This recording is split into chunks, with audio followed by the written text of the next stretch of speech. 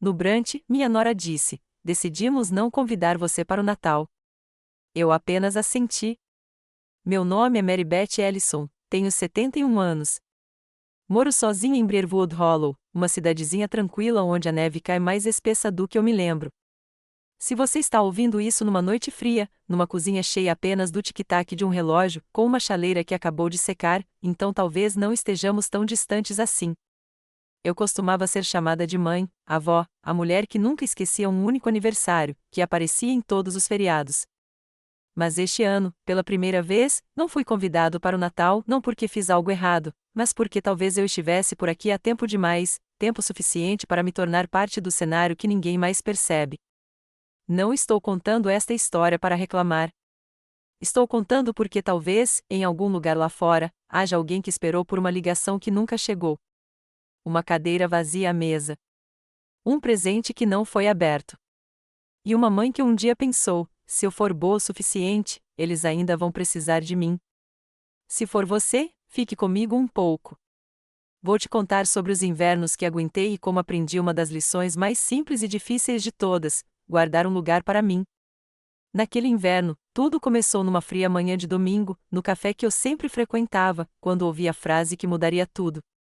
Já conversamos. Você não virá no Natal este ano. E disse isso claramente. Assenti, como se nem valesse a pena largar o café. Ferendiarte parecia exatamente como sempre no domingo antes do Natal, movimentada o suficiente, aconchegante daquele jeito cuidadoso. Paredes de tijolos vermelhos adornadas com guirlandas secas, pequenas luzes de corda brilhando fracamente, mais decorativas do que aconchegantes. As cadeiras ainda estavam estofadas naquele couro creme macio, com as bordas um pouco gastas, mas sempre limpas. Escolhi meu lugar de sempre perto da janela, de onde podia ver a árvore de Natal da cidade em frente aos correios, ainda com apenas 2 fitas desbotadas e uma estrela prateada sem graça. Como todos os anos, cheguei cedo e pedi um cappuccino, como sempre. Eli, a jovem garçonete com a covinha na bochecha esquerda, não precisou pedir. Ainda vai com um muffin de morango, senhora? Ela sorriu, colocando a bandeja na mesa como se eu fosse uma presença constante em seu turno. Assenti. Obrigada, querida. O sorriso dela era a única coisa que me fazia sentir como se eu não tivesse desaparecido completamente em manhãs como aquela. Harley chegou primeiro, sempre pontual, tão precisa quanto um ponteiro de minutos. Travis seguiu, um pouco lento, como se não tivesse saído completamente da noite anterior. Sentou-se antes mesmo de desembrulhar o cachecol. E puxou a cadeira com determinação, costas retas, blusa de gola alta bege, mãos pousadas no cardápio que ela nunca olhava.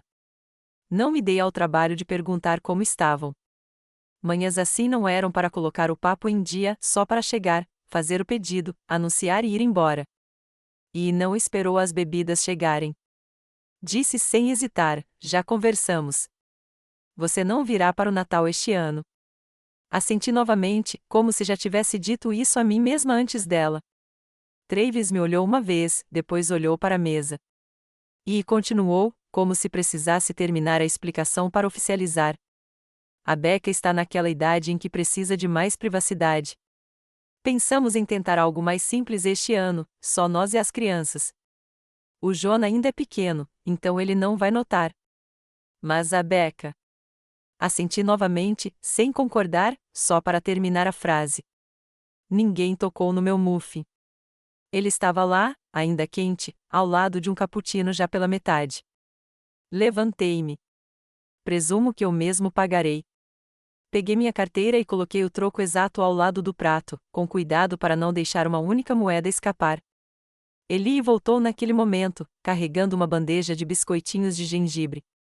Para você levar para casa. São feitos em casa, disse ela. Olhei para ela. Desta vez, não assenti. Não preciso. Obrigada. Ninguém me impediu. Ninguém estendeu a mão. Nenhum olhar constrangedor. Saí do café como alguém saindo de uma peça sem mais falas. E eu não tinha terminado este capítulo. Eu tinha apenas começado. O ar lá fora estava tão frio que ardia minha pele. A calçada já estava salgada, mas pedaços de gelo cinza e opaco ainda brilhavam sob meus pés, como feridas que não haviam cicatrizado completamente. Eu andava devagar, não porque minhas pernas estivessem fracas, mas porque não havia nada para correr. As pessoas passavam por mim com determinação. Todos pareciam estar a caminho de algum lugar quentinho, os correios, a padaria, talvez um pouco mais para casa. Eu, não. Caminhei em direção à colina onde meu carro estava estacionado. Eu não caminhava por aquele trecho em dezembro havia 12 anos, desde que Becca estava na pré-escola, e eu a buscava 2 vezes por semana. Naquela época, e parecia grata. Ela costumava me chamar de aquela que mantinha a tradição viva. Ainda me lembro dela me entregando uma garrafa térmica de chocolate quente uma vez e dizendo: "Obrigada por vir cedo, mãe." Bom, eu também cheguei cedo hoje. Só que, desta vez, ninguém precisou de mim. Eles vieram para tomar uma decisão. Eu vim para recebê-la. Na esquina ficava o sebo onde eu costumava levar o Travis quando ele estava na 3ª série. Ele ficou olhando para o mapa do teto por tanto tempo que precisei voltar e comprá-lo. Agora, colado na vitrine, 60% de desconto. Em breve. Tudo está se afastando dos lugares que um dia chamei de meus. Parei e olhei para dentro, não porque precisasse de um livro, mas porque precisava de um motivo para não continuar andando. Algo dentro de mim se rompeu, um fio que antes me prendia à imagem da mãe, da avó que sempre aparecia. Ele se rompeu, e ninguém sequer olhou para trás. Há algo estranho em perceber que sua presença não se encaixa mais nos planos de ninguém. Não dói tanto.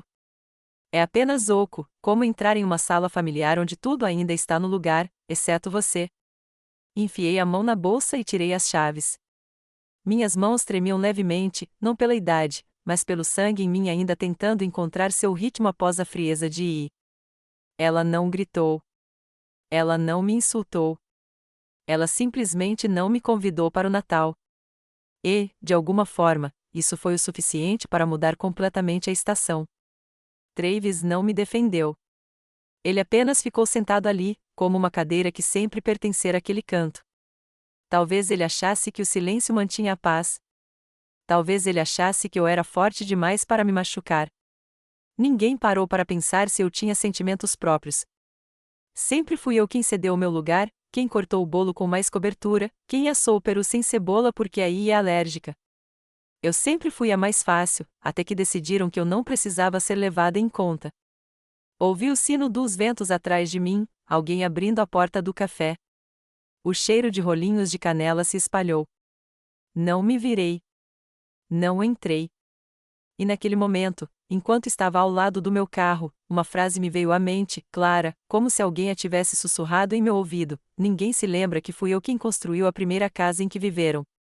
No meio-fio gelado, caminhei lentamente, não porque minhas pernas estivessem cansadas, mas porque nada me esperava do outro lado.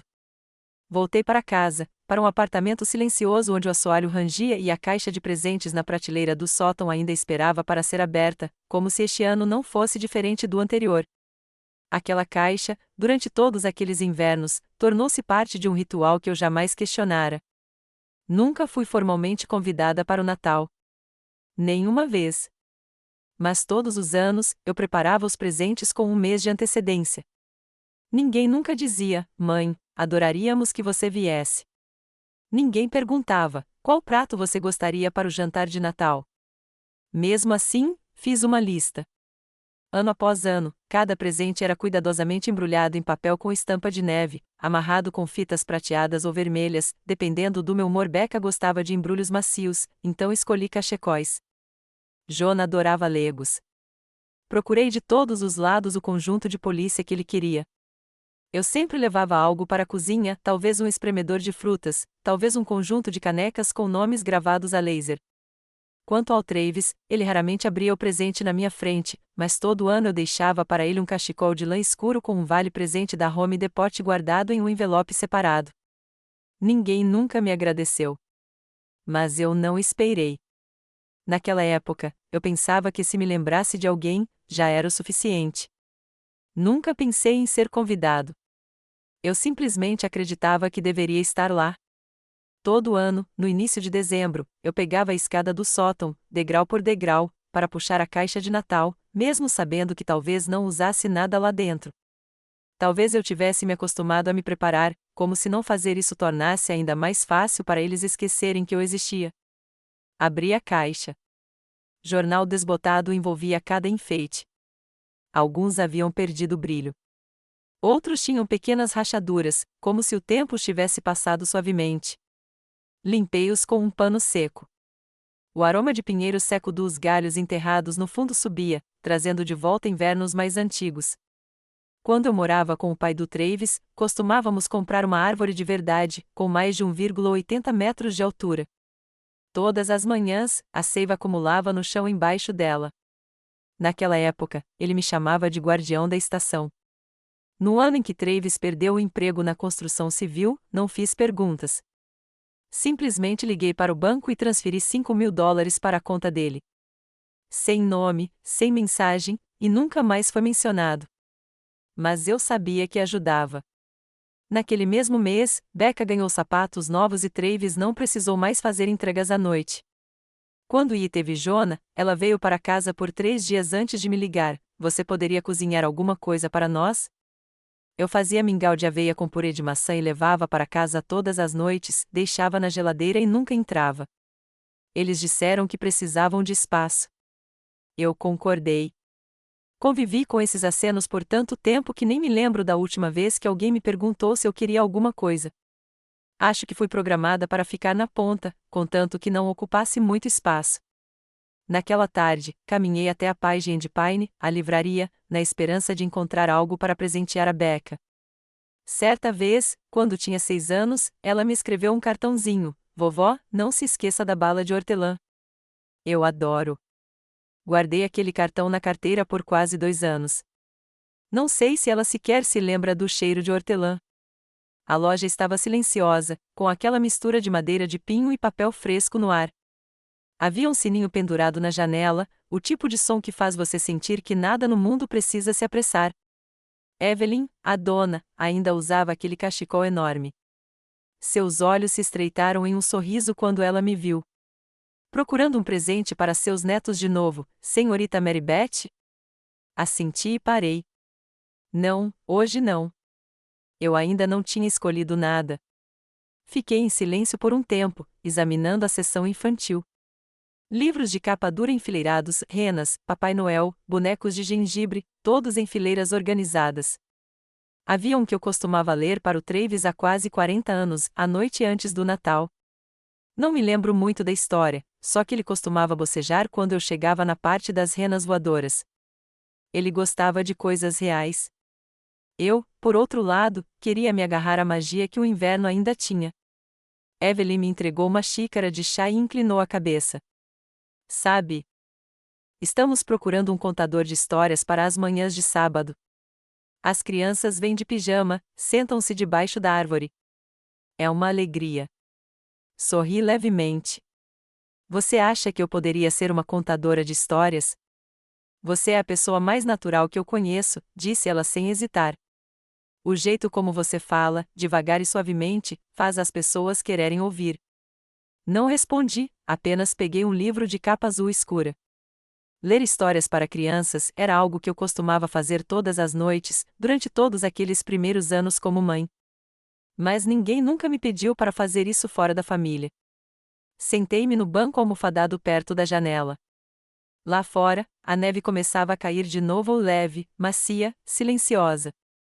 Lá dentro, o som das páginas virando e um leve toque de sino se tornaram um suave pano de fundo, e percebi que existe um mundo onde não preciso conquistar meu lugar com presentes, silêncio ou sacrifício.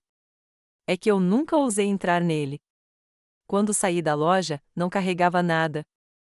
Evelyn me entregou um cartão com o cronograma da contação de histórias. Guardei-o no bolso do casaco, sem promessas, sem recusas. Voltei para casa a pé. O vento tinha esfriado mais do que naquela manhã.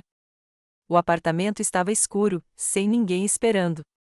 Sobre a mesa, a caixa de presentes do ano passado ainda estava intocada. Abri meu caderno. A página estava em branco, sem compromissos, sem lista de compras como nos anos anteriores.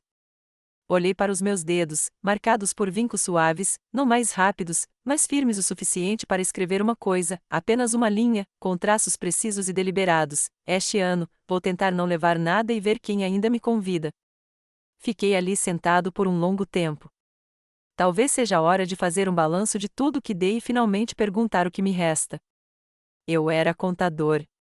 Lembro-me de cada dólar, mas nunca usei essa habilidade para contar o que havia doado. Só esta semana. Imprimi os extratos bancários e os coloquei sobre a velha mesa de jantar, que agora também serve como minha escrivaninha. A madeira de bordo está arranhada em alguns pontos desde que deixei cair um prato no ano passado. Uma caneta vermelha estava ao lado do meu tablet, uma xícara de café fria desde a manhã. Eu não estava fazendo isso para culpar ninguém. Eu só precisava saber o quanto da minha vida eu havia dedicado aos outros sem nunca ser identificada. Primeira linha, $200 por mês de internet, por 4 anos seguidos, desde que disse, nós pagamos, mãe, só mantenha a conta no seu nome para que ela não seja bloqueada. Não me lembro se concordei ou se fiquei quieto. De qualquer forma, o total chegou a $9.600. Depois, reparos na casa no ano em que o porão do Travis inundou. Eu tinha o seguro e paguei o custo, $14.500. Depois, a entrada para ajudar com o carro dela, $6.200. Aulas de verão para Becca, $1.800. Conta de emergência do hospital quando Jonah teve febre alta, 2 invernos atrás, $3.200. E isso sem contar as refeições, os brinquedos, as contas de luz que eu pagava discretamente. Coloquei tudo numa planilha simples, linhas para cada item, colunas para cada ano. O número final, $276.800. Fiquei olhando para aquele número por um longo tempo, não por causa do valor, mas porque nunca tinha percebido o quanto eu poderia dar e ainda sobreviver, não confortavelmente, apenas sobreviver, sem sentir que me restava alguma coisa. Meu telefone permaneceu em silêncio sobre a mesa. Apertei o botão e deixei uma mensagem de voz para o escritório de advocacia que usei por anos. Preciso interromper todas as transferências recorrentes e gostaria de agendar uma revisão das minhas autorizações. Minha mão não tremeu. Estava apenas silenciosa. Naquela tarde, passei no Maple Bean, um pequeno restaurante que ainda faz torradas crocantes dos dois lados, como faziam quando eu trabalhava no círculo de contadores aposentados. As mesas são redondas, de aço. A garçonete ainda se lembra que eu prefiro o chá de hortelã a café. Silas já estava lá, com mais cabelos grisalhos do que da última vez, mas as costas ainda retas. Tínhamos trabalhado juntos em algumas campanhas de arrecadação de fundos depois da aposentadoria. Ouvi dizer que você está pensando em rever seu testamento, disse-lhe enquanto eu me sentava. Assenti. Acho que está na hora de redefinir o que a minha parte realmente significa. Silas não insistiu. Ele apenas pegou seu caderno e me entregou uma página. Costumo escrever isso para aposentados, mas acho que combina mais com você. Eles não te convidaram porque você não era digno. Eles não te convidaram porque presumiram que você sempre entraria de qualquer jeito. Dei uma risada curta. Talvez eu tenha entrado com muita frequência. Ficamos sentados por mais um tempo, sem falar muito. Às vezes, aposentados sabem se importar sem se intrometer. Silas pediu um segundo chá gelado de limão. Eu não pedi mais nada. Eu costumava pensar que, se não ajudasse, eles teriam dificuldades, eu disse enquanto as luzes suaves do restaurante começavam a diminuir com o fim da tarde. Silas não respondeu. Apenas assentiu lentamente. Saí antes que escurecesse completamente. A neve ainda não tinha voltado. Caminhei um pouco pela rua principal. Luzes de Natal já estavam enfeitadas nos postes. No banco próximo, uma senhora idosa estava sentada ao balcão, contando moedas de uma pequena bolsa de tecido. Suas luvas estavam desfiadas. O copo de plástico ao lado dela tinha a borda lascada. Ela não olhou para ninguém, apenas se concentrou em sua tarefa. Fiquei ali parado, observando por um instante, não por pena, mas porque a entendia. Talvez ela também tivesse sido aquela que sempre se preparava, sempre se sacrificava, sempre dizia sim. E então, um dia, ninguém mais precisou disso. Ninguém a afastou. Simplesmente não lhe reservaram um lugar. Em casa, abri meu arquivo 3 pastas de poupança. Adicionei uma quarta, para mim, em qualquer situação. Coloquei $12.000 lá. Ninguém sabia. Ninguém precisava saber. Só eu. E, pela primeira vez, não esperei a permissão de ninguém. A noite caiu lentamente. O vento soprava levemente contra as janelas, mas o velho abajur mantinha o quarto aquecido. Acendi-o. Um suave brilho amarelo percorreu as rugas das minhas mãos e a nota com meu nome impresso no topo. Pela primeira vez em anos, risquei meu próprio nome do livro de registro da família. Fechei a pasta e olhei para a janela embaçada. E pela primeira vez em anos, eu não queria ficar no lugar onde as pessoas só me mantinham por ser familiar. Não deixei um bilhete de despedida, nenhuma palavra de despedida. Simplesmente peguei de volta as chaves da cabana, a que costumava ser minha, e fui embora enquanto a neve começava a cobrir a beira da estrada. A cabana fica perto do Lago Grande dos Pinheiros, onde a floresta de pinheiros é mais densa do que se imagina. Fica a uns 20 minutos de carro da cidade, mas dirigi devagar, como se meu carro também não quisesse perturbar o silêncio que me aguardava. Quando abri a porta, o cheiro de madeira velha e da lareira do ano passado me envolveu. Nada havia mudado, pois ninguém tinha vindo desde o inverno passado. Fiquei me perguntando se Yi se lembrava que este era o lugar onde havíamos comemorado o primeiro dia de ação de graças da Becca. Provavelmente não. Ela agora prefere casas com Wi-Fi forte e entradas de garagem maiores. Acendi a lareira lentamente com o jornal velho e a lenha seca empilhada na caixa. O fogo crepitou baixinho, como um sopro. O piso de madeira rangeu sob meus calcanhares, como uma saudação. Coloquei minha mochila no sofá surrado, entrei no quarto e abri as cortinas. A luz entrou, fraca e suave. Ninguém sabia que eu estava ali, não por raiva, mas porque, pela primeira vez, eu queria escolher um lugar para mim sem dar explicações, sem pedir permissão. Naquela tarde, caminhei pela trilha de terra em direção à feira de produtores rurais, que acontecia no fim da temporada. As barracas estavam menores agora, e os aquecedores zumbiam levemente sob os balcões. Comprei um saco de maçãs douradas e parei na barraca de doces. A mulher ao meu lado olhou para cima e eu a reconheci, Colleen Meyer. Fizemos o ensino médio juntas e trocamos cartas quando ela se mudou para o norte. Ouvi dizer que o filho dela tentou vender a casa dela sem pedir. Ela o processou e ficou com a cabana.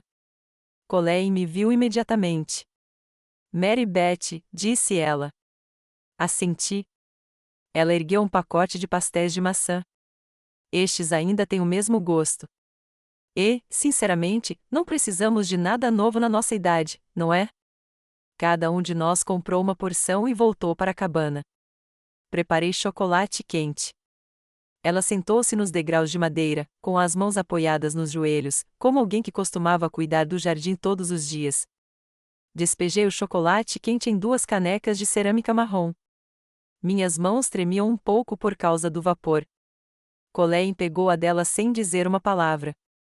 Sentamo-nos em lados opostos da escada, costas contra a porta, de frente para a floresta coberta de neve. Ninguém mencionou crianças. Nenhuma conversa sobre cartas não enviadas ou ligações que nunca chegaram. Ninguém perguntou por que o outro tinha acabado em uma cabana de inverno tão distante. Talvez, a partir de certa idade, estar presente seja suficiente para entender. Explicações só agravam a dor. Colleen olhou para o lago, agora coberto por uma fina camada de gelo. A luz do entardecer o cortava como uma silenciosa lâmina alaranjada. Fiquei com a cabana, disse ela, mas não consegui manter o silêncio. Virei-me para ela. Ela não estava olhando para mim, apenas falando ao vento. Quer dizer, você pode viver sozinha, mas a ausência de passos, você ainda ouve. Eu sabia o que ela queria dizer. Há noites em que o aquecedor liga, um som inofensivo, mas ecoa como alguém sussurrando meu nome em um sonho, não porque esteja frio, mas porque não é a voz de ninguém. Não falamos por um tempo. A floresta farfalhava suavemente, como ondas distantes de um mar distante. Contei a Colleen sobre a cabana, que meu marido a construiu sozinho, cada pedra da fundação foi escolhida por ele. Acampamos aqui no primeiro verão depois do nosso casamento. Travis aprendeu a subir em árvores no pequeno bosque atrás deste lugar. Uma vez, ele caiu e quebrou o braço. Eu gritei no pronto-socorro enquanto enfaixavam a cabana. Achei que nunca perdoaria o chalé por deixá-lo se machucar, mas eu voltava todo ano, todo inverno. Colé em Rio. Crianças nunca cuidam das coisas pelas quais não pagaram. Sorri. Então nós as guardamos, não para ficar com elas, mas para nos apegarmos ao que resta de nós. Eu não tinha certeza se ela entendia o que eu queria dizer, mas não precisava que entendesse. Aquela frase era para mim, um voto silencioso de alguém que um dia se esqueceu do próprio valor. O sol se pôs. Colleen se levantou e acenou. Sem promessas de nos vermos novamente, mas isso não era necessário. Quem chega a essa idade sabe como voltar quando é preciso. Juntei as canecas, dobrei o cobertor, fechei as janelas. O vento lá fora aumentou, mas a lareira lá dentro ainda ardia. Pendurei meu casaco no gancho de madeira perto da porta. Um momento depois, bateram à porta. Abri. Era o Sr. Hor, meu vizinho do outro lado da colina. Ele segurava uma lata de biscoitos de aveia embrulhada em papel manteiga, mas não disse nada, apenas assentiu. Retribuí o aceno e os peguei. Bem-vindos à estação fria, disse ele, virando-se para ir embora. Não retornei a ligação, mas, pela primeira vez, não senti meu coração congelar com o ar. Fechei a porta da cabine por dentro. A lareira zumbia e, pela primeira vez em muito tempo, não esperei o telefone tocar. Nunca compartilhei o endereço. Mas, numa manhã de neve, vi um SUV familiar estacionado no portão da cabana. Era o mesmo carro cinza prateado, teto alto, janelas embaçadas, do tipo que disse uma vez ser perfeito para crianças e cachorros. A placa ainda era a mesma que Travis escolheu quando foi promovido em 2018. Fiquei perto da janela, com a xícara de chá ainda quente na mão. Não me aproximei. Não recuei. Apenas fiquei parado. Eles saíram depois de alguns minutos de hesitação. Ele primeiro, vestindo um jaleco branco, segurando uma caixa de presente embrulhada em fita vermelha. Travis o seguiu, com um rosto ilegível sob o gorro de tricô. Becca usava um moletom vermelho com capuz e carregava algo redondo feito de folhas de pinheiro e enfeites de Natal. Abri a porta o suficiente para convidá-los a entrar, mas não saí. Só disse uma frase simples: entrem. Tem café. Nada de abraços. Nada de porque vocês estão aqui, ou estávamos tão preocupados. Eu não estava esperando, e eles não fingiram. Ele colocou a caixa de biscoitos na mesa de madeira no centro da sala. Travis olhou ao redor, como se estivesse entrando em um lugar que um dia fora seu, mas agora tinha uma fechadura diferente. Becca ficou em silêncio perto da pequena árvore que eu havia montado, sem luzes, apenas alguns laços de papel e pinhas secas do quintal. Serviu o chá, sem perguntar o que queriam. E falou primeiro. Mãe, eu sei que foi repentino, quer dizer, você indo embora. Não respondi, apenas coloquei a xícara de chá na frente dela. Achei que talvez você só precisasse de espaço. Mas a Becca sentiu muita falta de você. Virei-me para a Becca. Ela não disse nada, apenas colocou sua guirlanda feita à mão sobre a mesa, arame retorcido, pedaços de tecido e 2 flocos de neve de papel ligeiramente irregulares. Estendi a mão, toquei-a delicadamente e assenti. Travis sentou-se na cadeira de madeira perto da lareira. Fazia muito tempo que eu não o via sentado mais baixo do que eu. Ele me olhou por um instante e disse baixinho: você ter ido embora me fez sentir perdida. Sentei-me em frente a ele, com os dedos em volta do meu chá. O único som era o estalar silencioso da lenha. Não sorri. Não chorei. Ninguém disse nada quando eu estava lá, disse eu. Servi mais chá para mim. Agora estou quieta, e esse é o problema. Ninguém discutiu. Ninguém se defendeu. E se inclinou para a frente. Eu trouxe pão de gengibre. Becca escolheu o sabor que você gosta. Assenti, mas não abri a caixa. Também não agradeci. Já vivi o suficiente para saber que nem tudo que trazemos à sua porta é amor. A luz suave das lâmpadas de corda em volta da estante fazia o quarto parecer aconchegante, mas nada conseguia aquecer o espaço entre mim e eles. Peguei a guirlanda da Becca e pendurei na porta do quarto, no mesmo prego que eu guardava dos natais passados. Ela me observou, não disse uma palavra, apenas apertou os lábios como a mãe faz quando está tentando não chorar. Sentei-me novamente. Travis olhou para a janela. Mãe, você vai voltar? Balancei a cabeça. Eu entendo, ele sussurrou.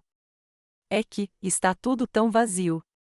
Olhei para ele, aquele garoto que costumava ter medo do escuro, que se agarrava a mim na noite de Natal sempre que o gelo deslizava do telhado. Agora ele tinha uma casa, uma esposa, 2 filhos e ainda não sabia de quanto espaço uma mãe realmente precisa. Eu não o culpei, nem o perdoei. Apenas disse baixinho, como se o vento falasse por mim: não estou com raiva. Só não sigo mais ordens. E fez uma pausa, como se algo tivesse ficado preso na garganta, mas não saísse. Becca permaneceu imóvel, com as mãos firmemente entrelaçadas no colo. Ninguém disse mais nada, e eu não queria que dissessem. O silêncio em um dia frio de inverno era uma resposta completa o suficiente. Quando eles se levantaram, não os acompanhei até a porta. Fiquei onde estava, com a mão apoiada na beirada da mesa. Ouvi o barulho da neve sob os sapatos deles, a porta do carro abrindo e fechando novamente. Mas antes que o SUV partisse, olhei pela janela. Vi Becca virar a cabeça. Ela sorriu, um sorriso que parecia exatamente com o meu quando eu tinha 11 anos. Eu simplesmente não sabia se aquele sorriso era para mim. Mas, de qualquer forma, aquela visita fechou uma porta e abriu um caminho que escolhi para mim. Eu costumava ser chamada de mãe, esposa, avó. Mas ninguém nunca me perguntou: como eu quero ser chamada? Naquela manhã, atravessei o caminho de pedras coberto por uma fina camada de gelo, segurando nos braços uma cesta de biscoitos de canela e um livro gasto com as pontas dobradas.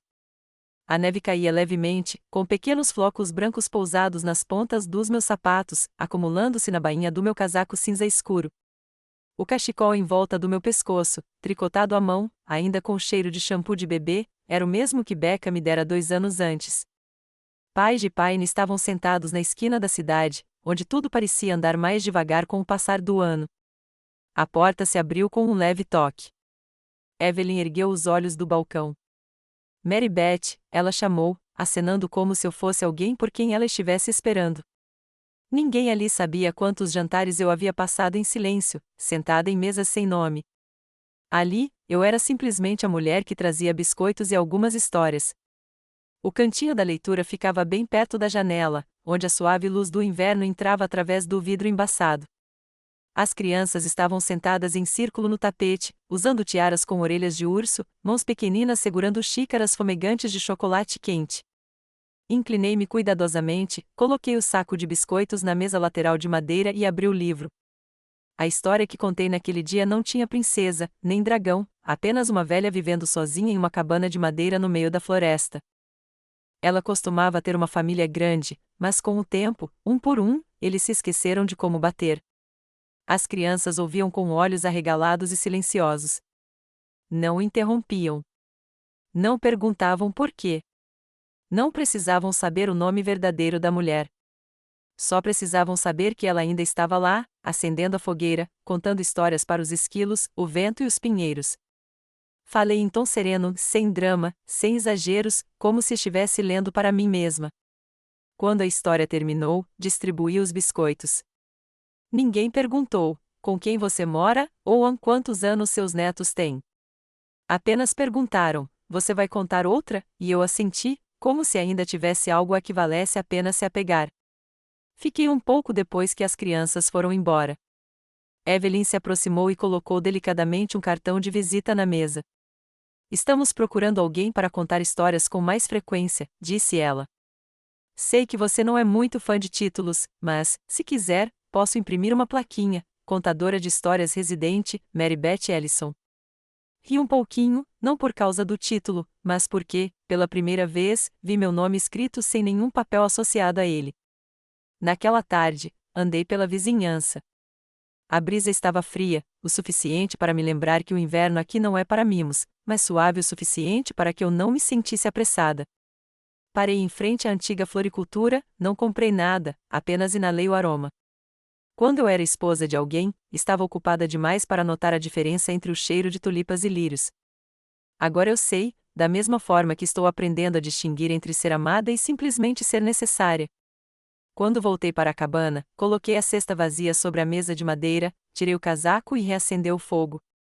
A guirlanda que Becca havia feito ainda estava sobre a mesa, seca agora, mas não quebrada. Pendurei-a na janela, não para ninguém ver, mas para mim, para que eu me lembrasse de que ainda estava segurando algo. Naquela noite, abri meu velho caderno, aquele que me acompanhava desde que me mudei para cá. Nenhuma despesa listada, nenhuma instrução deixada, apenas algumas linhas curtas, como pegadas após uma nevasca. Escrevi mais uma: hoje, uma garotinha disse que conto histórias como mágica. Então parei, não porque as palavras fossem bonitas, mas porque um dia acreditei que não havia mais nada em mim que pudesse ser chamado de mágica. Agora sei que a mágica não vem de lugar nenhum grandioso. Ela aparece no momento em que você para de tentar ser outra pessoa. Na manhã seguinte, voltei a pé para a livraria, não porque alguém me pediu, mas porque gostei do cheiro de papel novo e do jeito como as pessoas se cumprimentam com olhares sinceros. Assinei o cartão de ano novo que Evelyn havia prendido na porta da loja. Não acrescentei mais nada, nem vovó, nem mamãe, nem senhora, apenas Andy Mary Beth. Nada mais. Eu costumava ser chamada de muitas coisas: esposa, mãe, avó, babá, aquela que fazia o jantar, aquela que se lembrava de todos os aniversários, mesmo quando ninguém se lembrava do meu. Eu nunca reclamei. Eu só pensava que talvez tivesse nascido para manter a chama acesa, para ser o pano de fundo que ajudava os outros a passarem as estações frias sem sentir frio. Eu costumava acreditar que amor significava preparar tudo silenciosamente, sem que me pedissem, como a árvore de Natal que se ergueu antes mesmo das crianças abrirem os olhos, como a torta já no forno, sem que ninguém a pedisse, como o dinheiro que tirei do meu fundo de aposentadoria e entreguei ao Travis quando ele perdeu o emprego. Sem nota fiscal, sem recibo, apenas uma mãe fazendo o que as mães fazem. Acostumei-me a não ser convidado, mas mesmo assim aparecer, levando tudo comigo, a comida, os presentes, minha presença silenciosa. Achava isso normal, como se meu valor fosse medido pelo que eu conseguia levar, não pelo fato de alguém ainda me querer lá. E então, um dia, parei de ser chamado, não porque morri, mas porque não era mais útil. Lembro-me da última vez que acenei com a cabeça durante o brunch, sem protesto, sem franzir a testa, apenas um aceno de cabeça, como se alguém tivesse cortado o fio que me prendia à palavra família. E eu simplesmente fiquei ali, sentado, imóvel. Naquele dia, percebi que algumas coisas desaparecem sem fazer barulho, como quando você se levanta da mesa e ninguém olha para você sair. Como contador, eu sempre soube calcular. Mas nunca usei essa habilidade para somar o que havia doado à minha família, mais de $270 mil, sem um único agradecimento. Não por amargura, apenas pela verdade nua e crua que eu tinha que encarar.